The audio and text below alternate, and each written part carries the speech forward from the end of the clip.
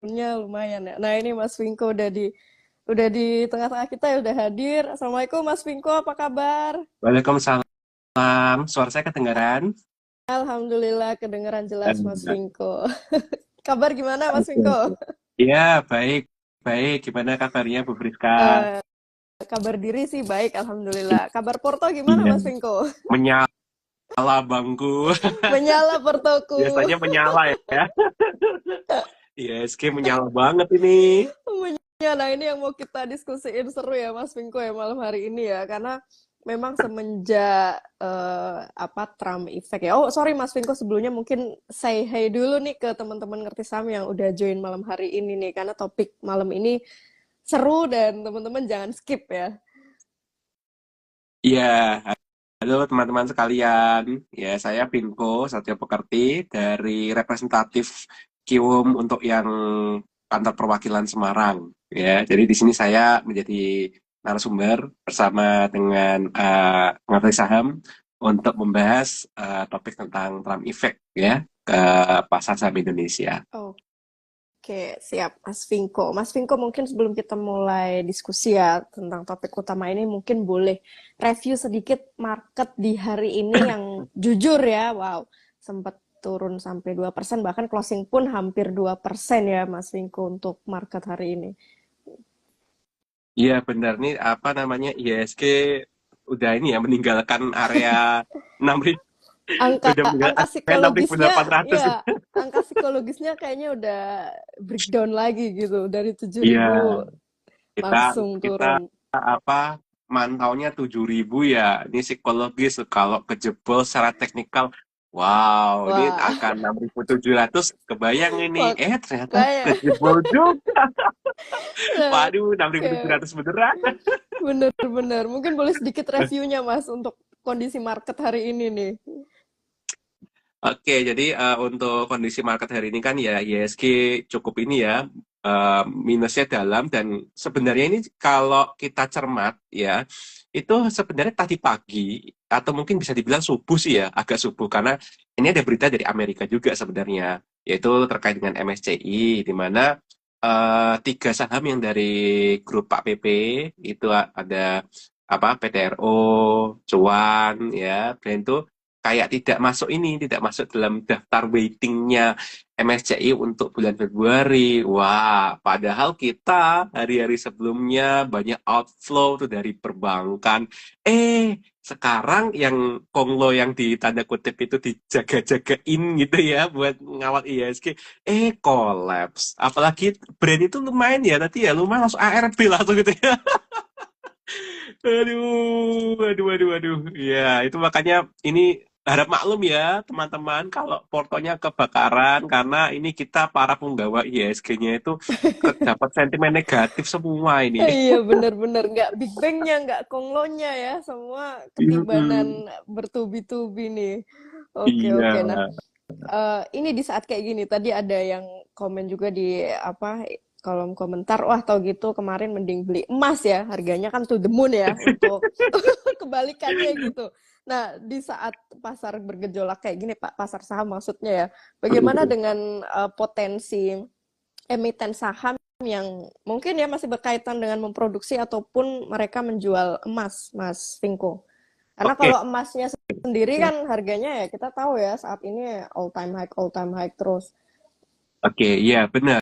Jadi kalau apa namanya kita kan karena Trump ini kan lumayan ini ya, maksudnya kita sendiri di dalam negeri kan punya dinamika ada pergantian pemerintahan tuh ya kan. Itu Mm, juga masih ada 100 hari, masih ada isu reshuffle juga, banyak ya, ketidakpuasan. Artinya itu pun masih ada ketidakpastian.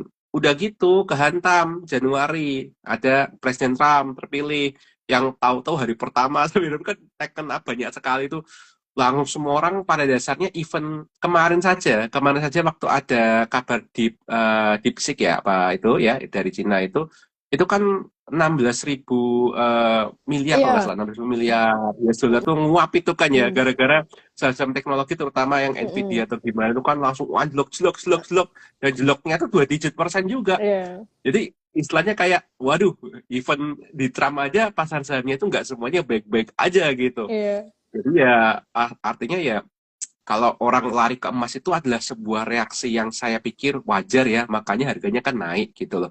Apalagi di sini sebenarnya kalau kita lihat data inflasi ya, data inflasi terbaru, entah itu yang Desember ataupun Januari yang terbaru ini, itu ternyata meskipun kita secara inflasi turun, Mm-mm. tetapi pendorong inflasi kita itu bukan dari segi konsumsi loh, Mm-mm. tapi dari segi emas. Nah, Mm-mm. berarti kan artinya malah Mm-mm. sebenarnya memang kita ada di kondisi ekonomi yang tanda kutip itu kita harus prihatin dulu lah gampangannya gitu. Sedang Sehingga tidak baik-baik emasnya saja naik. ya. Gitu. Cuma gimana nih dengan emiten emas? Nah, kalau emiten emas kan kita ada dua tipe ya. Jadi ada tipe kita tuh lihat apakah emitennya itu penambang emas atau emiten yang tanda kutip itu menjual emas atau bahkan sebagai retail. Ya, kalau kita lihat kan seperti kalau penambang-penambang misalnya MDKA ya kan. Kemudian Antam. Antam itu sebenarnya mix ya. Jadi dia punya produksi juga tapi kecil, tapi dia lebih ke arah retail. Kemudian ada juga Harta Dinata atau yang kode sahamnya HRTA gitu. Nah, kalau kita bilang secara fundamental, ini saya fundamental dulu aja ya, fundamental dulu. Ya namanya emas ya, perjualan emas itu pasti akan mendongkrak omset perusahaan pasti ya. Eh, Terutama Antam, Harta Dinata, MDK dan mungkin yang sekarang lagi hot-hotnya ya, itu kan ada rumor dari PSAB ya. Oh ya. PSAB yang punya tambang emas di Australia itu katanya mau dibeli sahamnya 92 persenan sekian gitu oleh Dharma Hendwa atau kita sebutnya Dewa. Oh, itu kan Mm-mm. kemarin sempat itu langsung zut gitu. Lalu itu langsung turun lagi karena reda gitu. Orang pasti mulai rasional lagi seperti itu. Kalau menurut saya ya secara fundamental itu sangat menjanjikan. Tetapi kalau kita memilih saham emas untuk investasi, saya tetap sarankan pilih emiten yang tanda kutip itu bukan hanya penjualan emasnya yang semakin naik, tapi juga yang terkait dengan biaya produksi, atau kalau yang harta dinata itu ya yang terkait dengan biaya penjualan, seperti itu. Jadi dia kulaan emasnya berapa, jualnya berapa, itu justru apa enggak, seperti itu. Jadi percuma aja kalau harga emas naik, penjualan naik, tapi tidak efisien, seperti itu. Nah, itu kalau dari segi fundamental. Kalau dari segi teknikal mah, ya semua mata sedang ke PSAB sebenarnya sih ya dalam 1 minggu terakhir ini. Jadi mungkin Antam agak sepi, agak sepi sentimen. Itu MDK juga agak sepi sentimen. Jadi saya pikir ya kalau secara fundamental silakan di ANTM, tapi kalau secara teknikal, misalnya mau main cepat berdasarkan apa momentum, PSAB bisa dipertimbangkan. Tapi ini butuh teknikal Mm-mm. sekali, high risk sekali ya. Seperti itu. Oke, jadi itu highlight untuk emiten yang menjual ataupun memproduksi emas ya, walaupun di tengah-tengah sekarang memang emas ATH terus ya, tapi kita cukup strict juga ya, Mas Vinko ya, untuk memilih emiten penjual ataupun produsen emasnya seperti apa ya. Tadi ada 3 emiten yang Mas Vinko mention ya, dan dari sisi fundamental dan teknikalnya juga. Nah, kalau kita balik lagi ke trade war ya, ini kan kita tuh kayak dejavu sebenarnya ya Mas Vinko ya, kayak 2000 berapa tuh 18 2018 ke 19 kalau nggak salah ya, yang pas trade war juga ya, perang dagang tarif. Terus teman-teman di sini mungkin belum begitu memahami ya, kalau misal nanti tarif impor ke Indonesia juga kena imbas ya, maksudnya naik ya. Kira-kira nih perusahaan-perusahaan kita itu akan ekspor kemana ya? Oh Dan iya. mungkin emiten yang akan kena dampak negatif ya, itu apa aja nih, emiten apa aja, Mas Vinko? Oke, jadi kalau terkait dengan ini ya, yang namanya tarif ya, kita kan taunya kan untuk sementara ini kan 3 negara dulu ya yang paling Ya, jadi hot topic ya. Meksiko, Kanada, Kanada Meksiko, sama sama China ya. Tiongkok ya, China Ya. itu. Nah, Kanada, tapi update terbaru, itu kan di ini ya, ditangguhkan ya, Kanada sama Meksiko karena ya lobby-lobby lah gitu. Nah, Trump juga sebenarnya kalau saya lihat itu presiden yang kayaknya gila, tapi dia sendiri juga dia sempat nulis di bukunya. Kalau salah satu cara untuk jadi negosiator yang bagus itu adalah menjadi pura-pura gila. Jadi dia apa namanya menunjukkan kegilaannya supaya semua negara yang dia tuh pengen manut ya itu ayo ke meja perundingan. Nah, makanya langsung lakukan dulu 1 bulan. Aku pengennya ini seperti itu. Nah, yang penting China sebenarnya sih. Karena yang apa namanya, ini kelihatan banget ketika si Trump itu kan bahkan sempat ngancem ya, bahwa wah nanti bisa naikin 100%. Tapi naiknya 10% dulu. Wah, langsung dibalas sama Cina ya, langsung 15% tarif apa tarif balasan untuk batu bara, LNG dari AS, 10% untuk minyak mentah, peralatan pertanian dan kendaraan. Nah, di sini sebenarnya kata kuncinya tadi itu, yang saya sebutkan tadi itu. Artinya apa? Kalau misalnya, ya, berarti kan Tiongkok itu kan seperti kayak, oh, tak balas, berarti kalau kamu mau jual batu bara, mau jual minyak, LNG, peralatan pertanian, kendaraan, kamu harganya bakal tak mahalin nanti harga jualnya.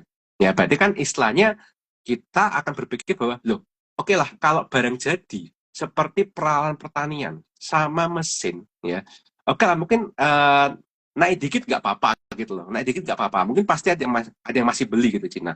Cuma kalau kita ngomongin terkait kalau batu bara aja sampai kena 15%, LNG juga 15%, pertanyaannya adalah, itu Tiongkok, itu mau cari dari mana gitu loh.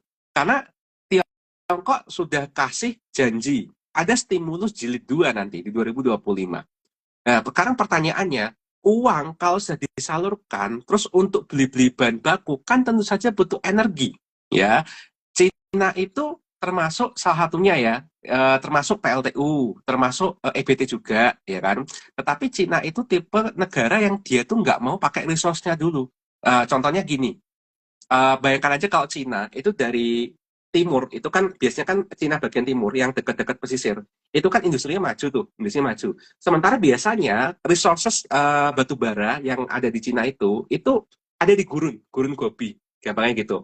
Bayangin aja, dari gurun Gobi sampai dengan Asia Timur itu cost untuk deliverynya meskipun pakai kereta itu lebih tinggi daripada apa? Daripada kalau impor batu bara lewat laut. Nah, salah satunya dari Amerika. Nah, kalau sekarang ribut sama Amerika, pertanyaannya, Indonesia cari dari mana? Nah, salah satu jawabannya adalah dari negara Indonesia. Nah, seperti itulah. Sekarang pertanyaannya, oke lah, berarti ada potensi bahwa urusan batu bara itu bakalan lebih tinggi demand-nya kalau stimulusnya berhasil. Semisal stimulusnya berhasil, kira-kira emiten apa yang memiliki porsi penjualan ke China itu tinggi? Seperti itu. Nah, itu sebenarnya ada jadi PR bagi beberapa investor ya. Cuma kalau saya melihat data ya, ini mungkin ada 2 emiten yang tanda kutip secara data penjualan itu masih besar ke Cina juga. Ya, seperti ITMG, seperti PTBA. Cuma ini untuk PTBA itu ada shifting. Jadi karena jenis kalornya tuh tidak terlalu cocok buat Cina, maka dia shifting ke India seperti itu. Jadi mungkin kalau misalnya kita mau apa berkesimpulan, oh berarti Cina bakalan butuh batu bara dari Indonesia. Nah, mungkin salah satunya adalah emiten seperti ITMG ini, seperti itu. Dari dibanding misalnya PTBA atau seperti itu. Tapi sekali lagi itu dari segi batu bara aja sih ya.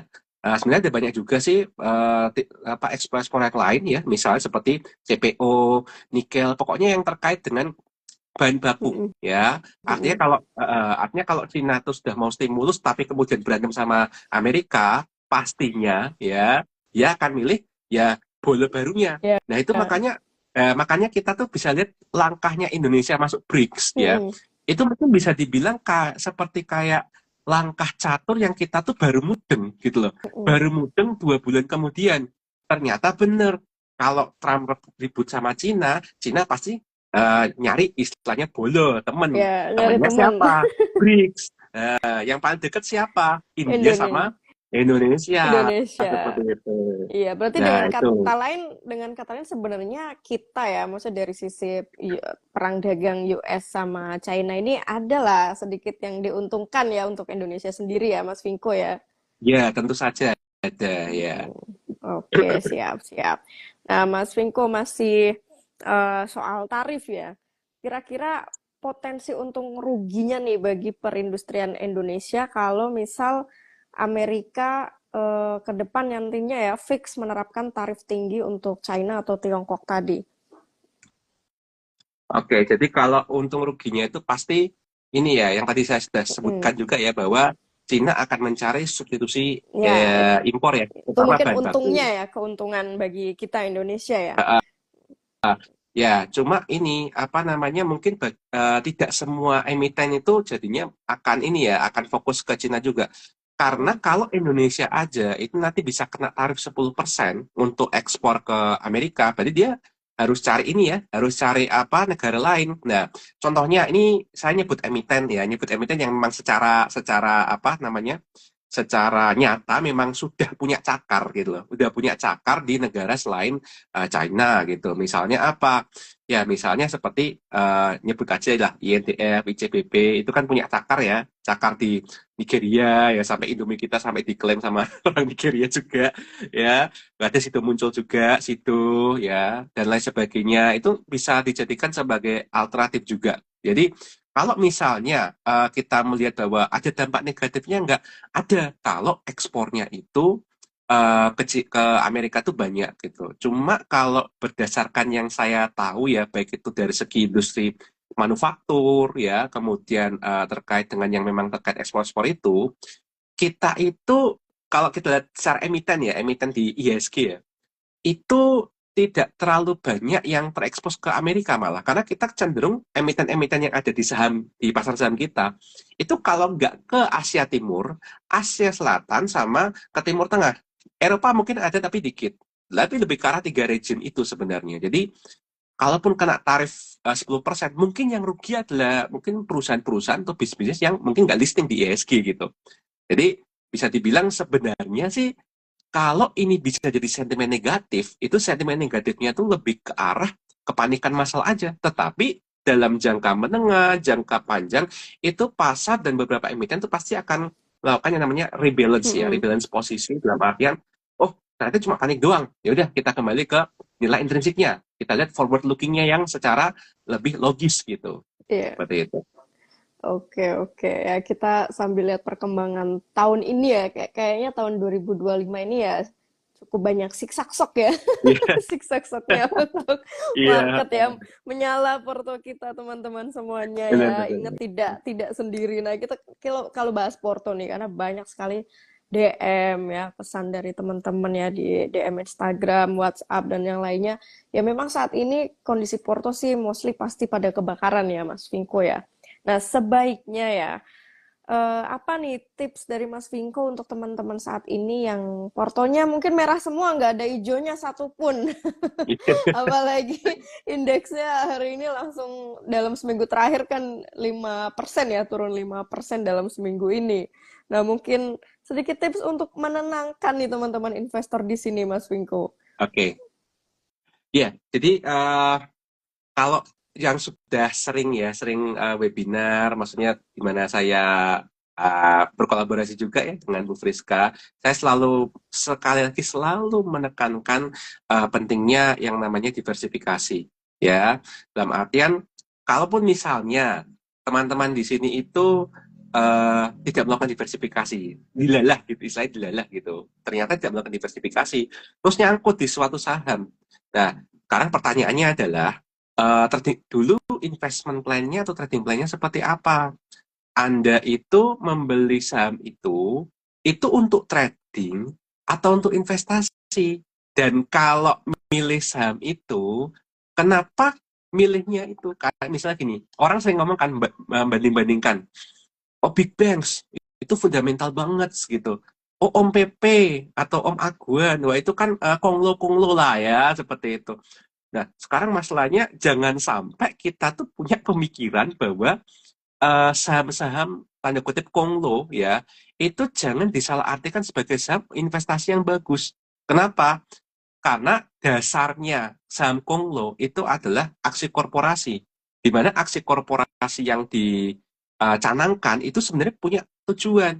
Nah, sekarang kalau misalnya kita misalnya beli brand, beli PTRO, beli cuan, teman-teman sudah paham nggak motivasi dari ownernya gitu loh melakukan aksi korporasi itu tujuan akhirnya kemana ya makanya terkadang orang teman-teman kalau di saham-saham konglo itu sering-sering pantau aja berita-berita yang terkait dengan waiting list dari indeks-indeks global seperti MSCI atau FTSE ya, FTSE seperti itu. Itu adalah tanda kutip ya, game plan khusus untuk saham Konglo.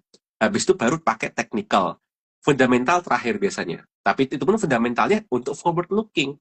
Karena yang dicari Konglo itu pendanaan, bukan profitabilitas. Tapi kalau saham bank, ya teman-teman tuh carinya profitabilitas. Lah kenapa kok bank itu longsor semua? Ya ada beberapa akibat. Ada yang tanda kutip hanya mungkin saja, hanya berdasarkan kekhawatiran asing bahwa Indonesia mungkin setahun ke depan mungkin tidak bisa growth lebih tinggi daripada ini. Jadi meskipun misalnya BCA 2 digit pertumbuhan, NISP 2 digit pertumbuhan, hampir 20% tuh NISP pertumbuhannya. Terus nah itu tetap aja asing pesimis dengan kondisi makroekonomi Indonesia. Ya kalau misalnya mereka pesimis meskipun keadaannya mungkin tidak akan seperti itu, ya mereka yang punya duit kok. Nah kalau mereka punya duit ya mereka akan keluar. Seperti itu. Nah, apalagi BRI misalnya ya, BBRI. Tadi ada yang tanya juga BBRI. Terus kemudian Bank Mandiri ya. Kenapa kok turunnya tajam? Satu ya, Bank BRI itu pasti selalu terkait dengan NPL ya. Bank Mandiri ini sebenarnya yang paling kentara banget gitu loh. Itu sudah terjelaskan di laporan keuangannya bahwa drop banget ya. Pertumbuhannya secara quarter on quarter tuh drop banget dan itu bikin fear banget Mbak Mary. Makanya selama 2 hari ini kalau Bang Mandiri anjlok, ya itu pada dasarnya adalah sesuatu yang wajar dan itu harus dihukum gitu loh. Karena orang takut gitu. Jadi intinya kalau ngomongin tentang saham perbankan, teman-teman harus fokus ke ekonomi real ya. Karena pertumbuhan bank atau saham bank itu artinya kita melihat kira-kira di masa depan ekonomi real masyarakat seperti apa. Kalau di Kongo, kalian harus paham ownernya tuh mau apa gitu loh. Ya, seperti itu. Jadi beda saham, beda game plan. Ya, itu. Iya, di saat kayak gini memang kalau teman-teman mungkin udah mulai invest pas trade war yang pertama ya, 2018, 2019, mungkin nggak begitu shock ya, tapi mungkin yang baru pertama ini ya pasti shock sekali ya. Karena memang dejavu ya dengan kondisi trade war yang dulu waktu awal-awal Trump dan Cina ya 2018 itu juga memanas kayak sekarang ya, sama IHSG pun juga nyungsep juga di tahun-tahun itu teman-teman ya. Jadi ya history repeat itself mungkin ya berlaku juga sebenarnya untuk sekarang ya Mas Viko ya. Iya. Kalau nggak salah Ya kita karena pernah bahas itu juga tuh Bu Priska sudah pernah ya bahas waktu Zoom terakhir ya, kalau yang Desember itu ya. kalau Heeh. nggak salah ya kan. Karena kalau Heeh. lihat grafiknya itu sebenarnya kok ya mirip juga gitu ya teman-teman, kalau lihat Mirip. grafiknya IHSG saat ini dengan coba ambil garis mundur ya 2018 2019 ya, itu mirip tuh. Nah, dalam teknikal kan memang ada istilah history repeat itself juga ya. Nah, entah mungkin bisa jadi memang sejarah saat ini sedang mengulang ya, Iya. tapi memang kondisinya baik global maupun dalam negeri masih belum banyak ya sentimen-sentimen positif yang mungkin bisa bantu dongkrak IHSG saat ini. Jadi ya teman-teman hanya perlu bersabar. Kalaupun tadi Mas Vinko juga benar ya katakan saham-saham yang misal fundamental masih oke ya, saat ini harga saham lagi turun atau terdiskon ya silahkan kalau ada cash akumulasi dulu, tapi sebaiknya mungkin tidak all in ya Mas Vinko ya untuk saat ini ya. Ya, jangan all in ya. Apalagi kalau budgetnya terbatas, ini tolong banget ya, berdasarkan pengalaman, tolong Iya, banget, jangan all in ya, jangan all jangan all in in ya. ya. Nyicil, Akumulasi, ya nyicil ya. akumulasi boleh tapi tidak langsung all in ya di saat Iya. market kayak gini teman-teman ya. Heeh. Oke, Mas Vinko, oke tadi ada pertanyaan dari teman-teman, sebentar ya, kita mulai bacakan nih. Nah, ada yang bertanya nih, apa benar kondisi IHSG saat ini sudah tidak jadi patokan lagi untuk menganalisis fundamental, Mas Vinko? Oke. Tadi sebenarnya ini ya ada sudah sedikit kecil tadi ya bahwa ya tergantung saham kita lagi ngomong sama apa dulu. Karena kalau dulu kan ada ungkapan kan setiap masa ada sahamnya, setiap saham ada masanya. Nah, sekarang ada tambahan lagi bahwa setiap saham itu ada game plan-nya. Seperti itu. Artinya kalau misalnya BCA, BRI, Mandiri, BNI gitu ya, kok ngedrop terus Pak? Ya, pada dasarnya kalau orang udah ngerti perbankan, perbankan itu cerminan ekspektasi ekonomi gitu loh. Artinya kalau saham perbankan itu sedang jatuh, itu sebenarnya merupakan leading indikator bahwa 6 bulan sampai 12 bulan ke depan ada ekspektasi perekonomian Indonesia mungkin tidak sebaik yang diharapkan. Terus takut growth-nya itu mereda. Mungkin sekarang masih 2 digit BCA sama NISP. Bagaimana kalau ternyata tahun depan growth-nya cuma 1 digit doang? Itu yang ada di pikiran orang-orang yang punya barangnya. Siapa itu? Bisa retail, bisa big fund lokal, bisa big fund asing. Nah, terutama 4 bank tadi lah. 4 bank tadi kan termasuk bank yang tanda kutip kan masuk indeks. Sementara yang namanya indeks itu menjadi acuan buat para fund manager entah lokal maupun luar negeri untuk membentuk portofolionya. Jadi kalau misalnya mereka bilang Indonesia agak nggak menarik lah dibandingkan China, dibandingkan sana, emang siapa yang bisa ngelarang mereka untuk tanda kutip sell off gitu loh? Ya, artinya kalau bagi mereka Indonesia masih nanti dulu dah, gue pindah China dulu, ya, ya akhirnya wajar gitu loh. Maka kalau bilang apakah nggak secara fundamental, ya kalau dari kasus 4 big banks yang menjadi pembobot terbesar ISG, oh ya malah fundamental main malah. Ini masih masuk akal gitu loh. Ya, masih masuk akal karena sekali lagi pasar saham itu leading indikator. Ya, meskipun masa depan itu belum ditentukan sama sekali, tapi masa depan itu adanya fear sama greed. Lah sekarang lagi main itu fear seperti itu. Ya, kayak gitu. Jadi, enggak lah, tergantung sahamnya juga lah ya. Sekali lagi, game plan setiap saham itu soalnya beda masing-masing. Ya, Hmm, seperti itu. benar-benar kita nggak bisa mengeneralisasikan ya, artinya IHSG seperti ini semua emiten itu nggak ada potensi, nggak juga sih ya. Ingat pasar modal Indonesia itu masih ke depan ya, jangka panjang sekali itu masih sangat potensial teman-teman ya. Tinggal ya kitanya bagaimana menghadapi atau menanggapi dari setiap naik turunnya market, masa-masa COVID kita udah melalui ya, trade war 2018 kita udah melalui, dulu zaman yang stimulus 2013 kalau nggak salah ya, yang apa yang US itu, terus juga yen juga 2000 berapa tuh 13 juga. Intinya kalau teman-teman lihat histori dari lama ya sebenarnya banyak hal-hal yang udah dilalui teman-teman investor ya di market, dan itu bisa jadi banyak diambil pelajaran lah untuk teman-teman sekarang ya.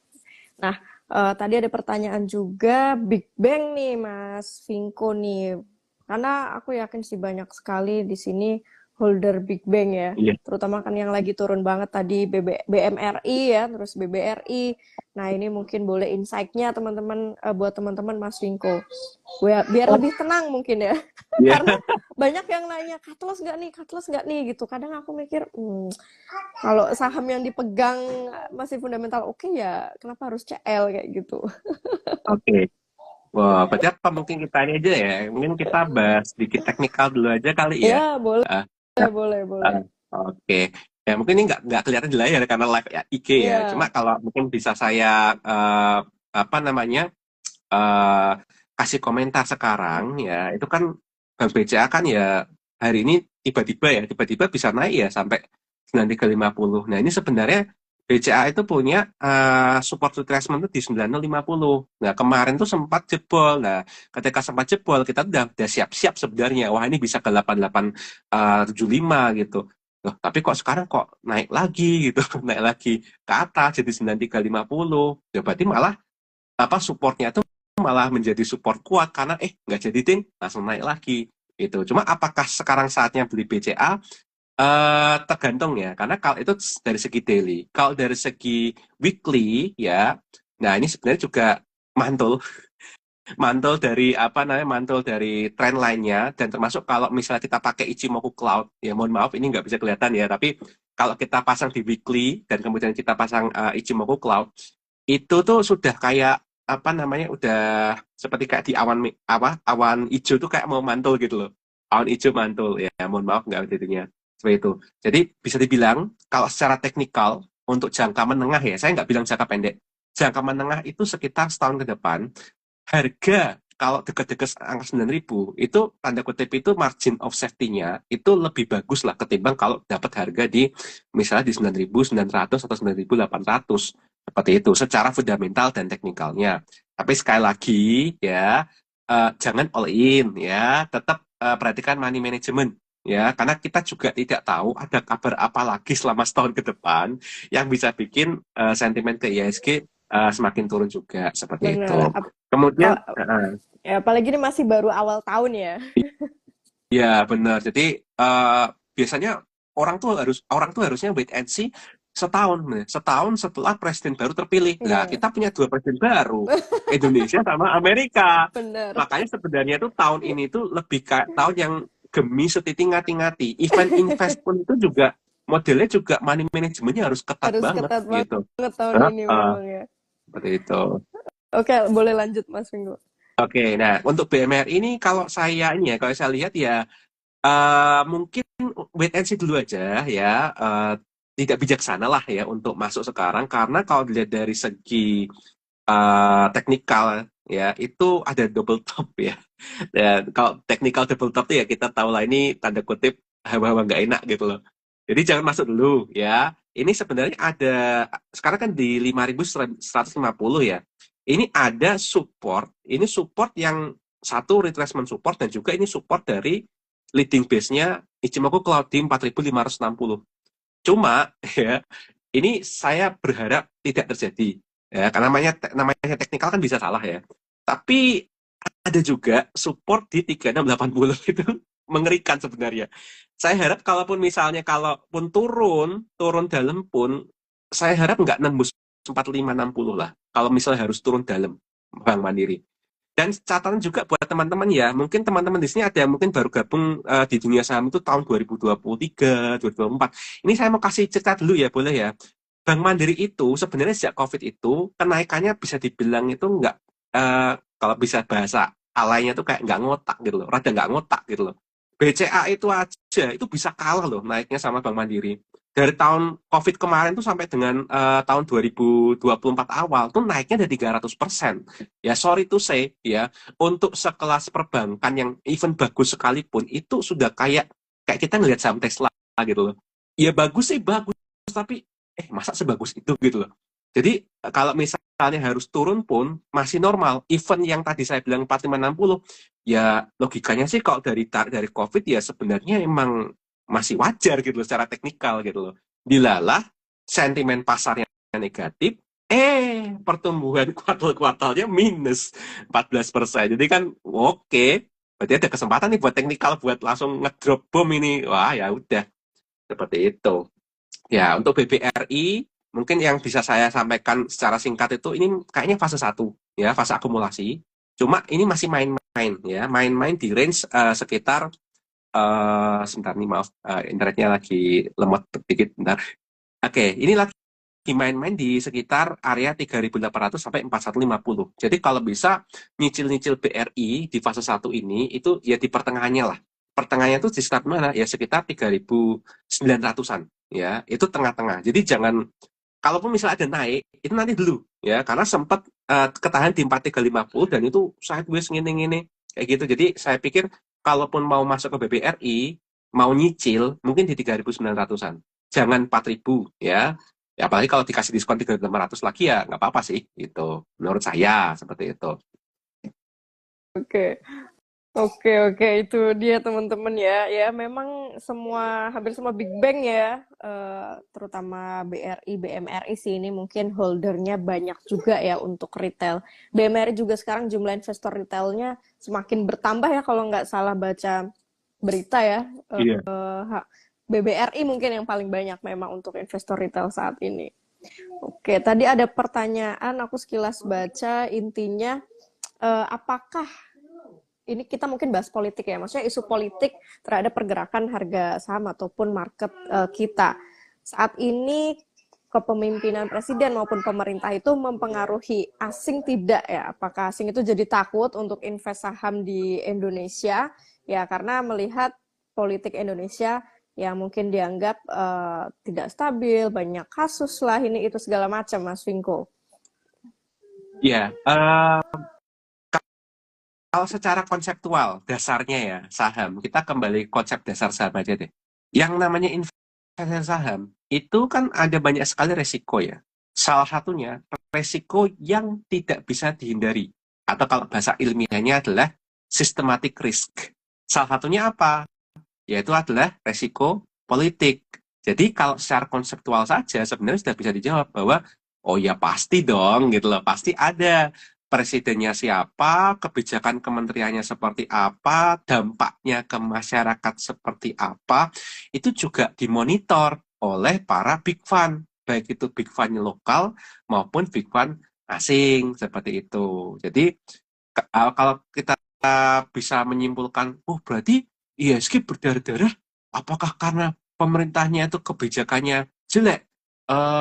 Itu hanya salah satu faktor. Ya, teman-teman mohon kalau saya mohon dibiasakan untuk berpikir multi faktor, jangan single faktor. Ya, oke lah mungkin ada beberapa kebijakan pemerintah yang eksekusinya itu efeknya nggak bagus gitu loh.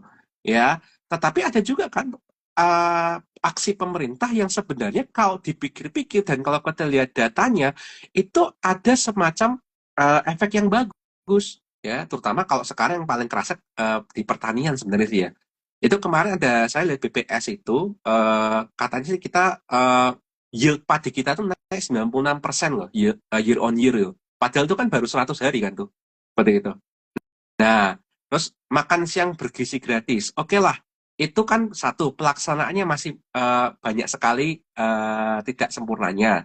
Niatnya bagus gitu loh, dan mungkin efek negatifnya ada secara jangka pendek. Tapi secara niat itu kan pada dasarnya adalah usaha pemerintah lah ya untuk bisa tanda kutip mereformasi mereformasi masa depan kita walaupun mungkin jangka pendek mungkin jadi bully-bully seperti itu. Ya, jadi apakah pemerintah harus disalahkan? Nggak fair gitu loh. Ya, kalaupun ada yang salah, tapi kalau menjadi kambing hitam utama, nggak fair. Nggak fair. Ya, jujur nggak fair. Itu. Karena pasti banyak faktor lain. Seperti itu. Iya, iya.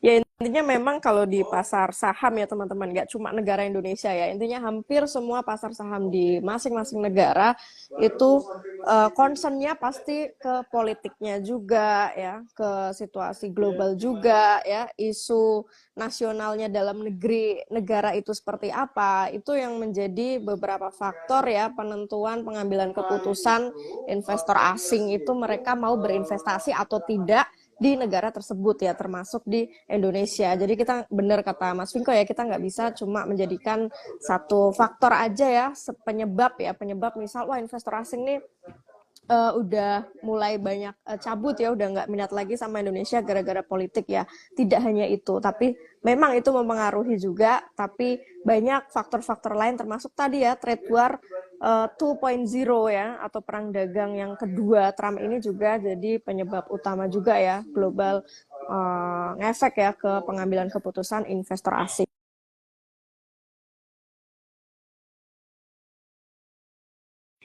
Bentar, aku coba cari pertanyaan yang bagus lagi. Sebentar, Mas. Oke, ada yang bertanya nih, Mas Winko. Dengan adanya dominan emiten Konglo ya di 10 besar market cap, apakah ada pengaruh ke ekonomi? Jadi gini, pertanyaannya berarti lebih ke arah Mm. saham-saham Konglo itu sudah Big Ten nih di IHSG Mm. misalnya gitu ya. Nah, itu kira-kira ada pengaruhnya enggak ke ekonomi? Um, Nah, ini sebenarnya pertanyaannya agak agak agak kurang lengkap kalau maksud saya. Maksudnya ini perekonomian yang dimaksud itu perekonomian yang seperti apa? Karena kan kalau kita lihat Konglo di sini, kalau kita lihat Big Ten-nya sendiri itu kan didominasi sama Pak PP ya. Sementara Pak PP itu sendiri, dia kan tipenya itu kan kebijakan aksi korporasi seperti akuisisi perusahaan, akuisisi lahan, atau akuisisi teknologi, dan pendanaan itu fokusnya kan EBT. Jadi mungkin kalau bisa dibilang ada dampak langsungnya ke perekonomian atau tidak, mungkin lebih tepatnya adalah perekonomian yang berbasis ESG, ya. Karena kalau di saham Konglo, ya, ini sebenarnya saya agak lepas dari harga saham, tapi dari niat ownernya gitu loh. Niat ownernya itu kan sebenarnya kan benar-benar masuk ke EBT. Kenapa masuk ke EBT? Supaya dapat pendanaan. Tapi pendanaan itu tidak bisa dicapai kalau tidak bisa masuk ke indeks MSCI ataupun indeks FTSE. Nah, kenapa harus punya pendanaan? Supaya bisa ekspansi ke banyak industri EBT. Lah, berarti yang akan diuntungkan siapa? Yang diuntungkan satu, pasti yang terkait dengan perdagangan karbon, ya. Terus kemudian yang terkait dengan, ya itu, seperti masyarakat-masyarakat sekitar atau pegawai-pegawai yang tanda kutip bisa masuk ke pekerjaan baru ketika ada ekspansi di bidang EBT. Seperti itu. Jadi, kalau bisa dibilang perekonomian, mungkin lebih spesifiknya ke perekonomian yang berbasis energi bersih dan terbarukan. Seperti itu. Oke, siap Mas Vinko. Ini ada pertanyaan, satu lagi mungkin ini pertanyaannya. Menurut Mas Vinko, keputusan Indonesia gabung dengan BRICS apakah sudah tepat? Oke, jadi sebenarnya kan kalau kita ngomongin gabung dengan BRICS sudah tepat atau enggak, ya itu kalau saya ya sepanjang saya mengamati selama itu pasti orang selalu banding-bandingin bahwa oh kalau BRICS itu berarti kan anti AS kan seperti itu. Padahal sebenarnya kan Indonesia sudah berusaha untuk masuk ke OECD juga. Di mana OECD itu kan notabene itu kan isinya kan ya seperti Amerika, NATO dan sebagainya. Artinya sebenarnya Indonesia itu sudah main dua kaki sebenarnya sejak dulu, sejak zamannya eranya Pak Jokowi aja, sejak tahun 2022 2023 itu sudah main dua kaki, cuma napaknya di OECD dulu. Setelah napak di OECD baru napak di BRICS. Jadi kalau dibilang keputusan masuk BRICS sudah tepat atau belum, ya kalau berdasarkan ceritanya, kronologinya sejak tahun 2022, ya sebenarnya sudah tepat. Kenapa? Karena Indonesia maunya main dua kaki. Sementara yang paling gampang untuk masuk itu BRICS. Sementara OECD kita tuh masih ada banyak kesulitan karena kan kita harus yang terkait dengan terutama ini misalnya sebenarnya yang terkait dengan anti terorisme, anti pencucian uang, itu yang poin yang sebenarnya kita lagi usahain supaya kita bisa masuk ke anggotaan OECD. Tapi ya daripada fokus salah satu, ya kalau satunya udah bisa masuk duluan ya nggak apa-apa lah. Habis itu kan baru yang kaki duanya bisa dilanjutin seperti itu. Apalagi ya dengan ternyata Trump yang menang, ya berarti kan BRICS ya terutama China ya kemudian India dan lain sebagainya itu kan berarti semacam kayak bakalan kena tarif gitu loh. Nah karena sesama negara yang seperti dapat tarif kan ada bisa dibilang seperti saling ini ya saling simpati. Nah ketika saling simpati maka harapannya apapun kebijakan ataupun perjanjian bilateral yang dilakukan oleh Indonesia dengan beberapa negara di BRICS itu lebih bagus nanti karena tanda kutip musuhnya podo, musuhnya sama Amerika kan makanya gitu loh. Itu ya istilahnya daripada perang nuklir ya oke lah nggak apa-apa perang dagang kita mungkin suffer duluan tapi selama kita sudah bisa uh, kontak bilateral yang bagus ya dengan masing-masing negara itu saya pikir itu tidak akan jadi ini ya masalah jangka panjang. Jangka pendek iya pasti. Jangka panjang saya pikir tidak ya karena kita tetap OECD kita juga tetap berusaha untuk gabung kok. Oke, oke, thank you Mas Vinko ya. Kalau seru memang ya kalau bahas ini trade war. Karena aku inget tuh dulu 2018 tuh yang trade war 1.0 ya. Ini kan 2.0 ya. Waktu itu kalau nggak salah tuh IHSG dalam setahun terakhir itu ditutup minus ya. Dan entahlah apakah tahun ini akan sejarah terulang kembali, makanya tadi Mas Vinko, Mince pun advice ke teman-teman, di saat market kayak gini sebaiknya jangan gegabah untuk all in di suatu saham tertentu yang mungkin menurut teman-teman udah sangat murah ya. Tetap money management di tahun seperti ini tuh harus strict banget ya. Mungkin tidak ada salahnya juga diversifikasi juga ya Mas Vinko ya. Iya, Di saat market diversifikasi ya. sahamnya, di saat market saham seperti ini mungkin tidak ada salahnya teman-teman mengalokasikan ya sebagian modalnya untuk diversifikasi ke aset yang mungkin lebih konservatif ya.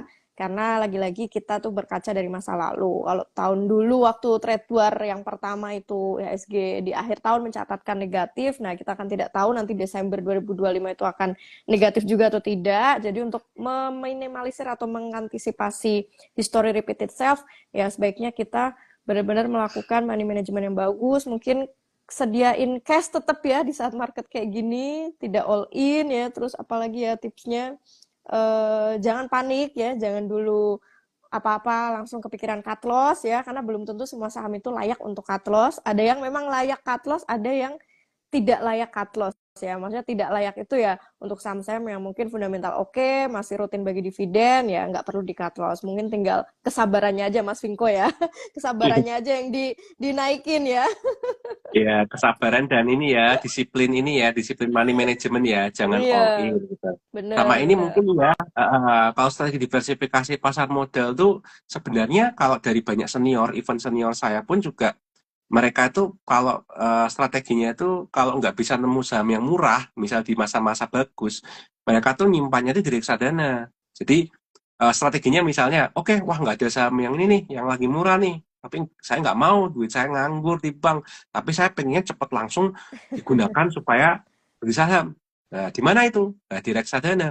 Nah, reksadananya itu juga ada reksadana pasar uang, kemudian reksadana pendapatan tetap. Ya, ini sedikit cerita aja ya. Kalau saya kan juga udah pernah ketemu sama Pak Lokehong ya.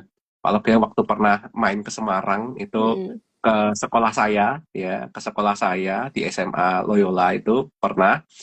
Dia ngomong juga bahwa itu kalau nggak ada yang murah kemana Pak? Nah, oh ternyata ke reksadana itu ya. Ini mohon saya nggak Mm-mm. nyebut merek ya. Oke. Tapi istilahnya, oh itu, oh, ya emang sih itu juga salah satu tempat saya nyimpan reksadana soalnya. Oh iya berarti aliran tuh berarti aku sama LKH. Oh ya udahlah. Ya udah lu LKH aja kayak gitu kok gitu loh. Iya, Ya. iya. Jangan istilahnya kayak ya kalau belum murah ya sabar, jangan nafsu gitu loh. Taruh di reksadana pasar uang ya. Apalagi Kiwum jual reksadana ya. Nah, itu nanti bisa Iya. kalau teman-teman ngerti saham, udah Mm. punya akun saham toh, nanti kontak ini aja apartnya. Oh, saya mau bikin akun reksadana, aku mau beli reksadana pasar uang, caranya gimana? Mm-mm. Wah, nanti bisa dijelasin nanti sama apartnya Kiwum seperti itu. Oke, jadi bisa jadi alternatif ya, alternatif diversifikasi investasi di saat market kayak gini. Oke, Mas Vinko, nggak terasa kita ngobrolin Trade War 2.0 tahun ini itu seru banget ya. Aku jujur juga nggak sabar melihat market Desember tahun ini apakah akan sama seperti 2018 silam atau tidak. Yang jelas ya kita nikmati aja ya market yang setahun ke depan, masih ada 10 bulan Oh iya, lagi. Itu tadi beberapa tips yang Mas Vinko ataupun Mince sarankan ya untuk teman-teman di sini ya, yang saat ini sama-sama kita semua sama ya, portonya kebakaran semua. Tapi ya intinya kita tidak sendiri ya teman-teman. Jangan langsung menyalahkan sana sini, tapi kita harus berpikir lebih komprehensif ya, alasan-alasan yang membuat IHSG saat ini turun ya, porto kita hancur segala macam ya. Next, insya Allah kita diskusi lagi ya Mas Pinko ya dengan iya. topik yang lain atau kita sambil wait and see lah nanti apa yang bisa kita diskusikan lagi ya sambil melihat perkembangan trade war ini. Mungkin habis ini kita ngobrolin suku bunga ya karena aku penasaran nih ntar habis ini kayak dulu 2018 2019 kalau nggak salah tuh The Fed naikin suku bunga ya di tengah-tengah trade war ini. Nah, nggak tahu tahun Hmm. ini apakah akan kembali berulang. Nah, nanti kita tinggal lihat ke depannya. Buat teman-teman yang baru join, tenang aja IG Live ini di save ya. Nanti silahkan ditonton ulang yang ketinggalan. Dari awal tadi udah bahas banyak banget ya, dari mulai potensi emiten emas dan yang lainnya. Silahkan ditonton ulang dan semoga bisa kasih insight ya untuk teman-teman investor di sini. Buat Mas Winko, terima kasih banyak ya Mas Winko atas waktu dan sharing-sharingnya. Ya, Insightful sama-sama. sekali ya. Semoga teman-teman bisa sedikit lebih tenang, lebih kalem menghadapi market hari ini dan ke depannya ya. Terima kasih juga untuk teman-teman semua yang sudah hadir join di IG Live malam hari ini. Izin Mince tutup ya. Terima kasih semuanya. Wassalamualaikum warahmatullahi wabarakatuh. Terima kasih semuanya. Ya, terima kasih Mas Winko. Terima kasih teman-teman semuanya.